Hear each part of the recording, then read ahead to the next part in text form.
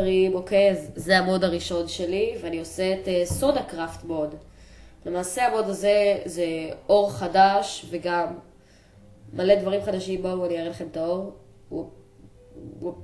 הנה זה אורניום אור. אז אתה יכול לקחת אותה עם פיקקס מעץ ועוד. למעשה היא ממש מגניבה. תראו אותה, היא כזאת קולי. אחרי שאתה מסיים, אתה מחמם אותה בתנור. רגע.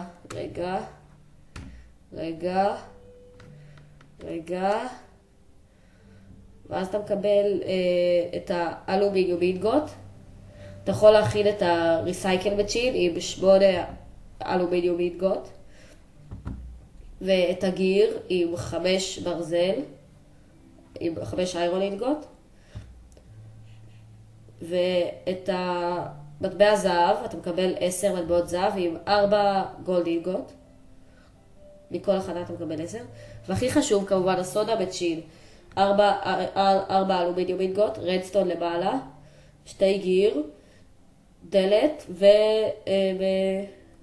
זה.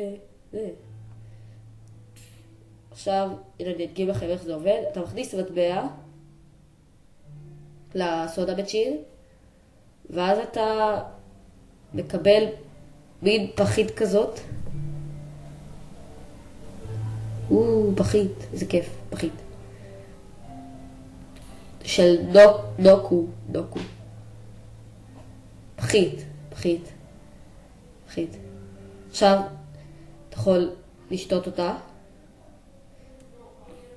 היא מוסיפה 2 לבבות בשר. אתה מכניס, ובעצם אחרי שאתה בעצם ממחזר אותה.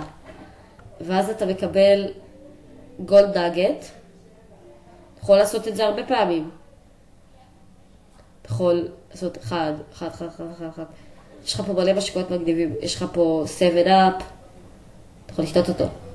למחזר. ואתה מקבל עוד גולד נאגט. הנה. אתה יכול לעשות את זה מלא פעמים. אוקיי. יש פה סקוויט, מאנסטר, סיירה ביסט, ספרייט, סקווייט, פנטה, ספרטה אנרג'י. קול. אוקיי, זהו, זה המוד, תודה על הצפייה. תעשו לייק וכל זה. אני The Explode Guy Minecraft, and goodbye!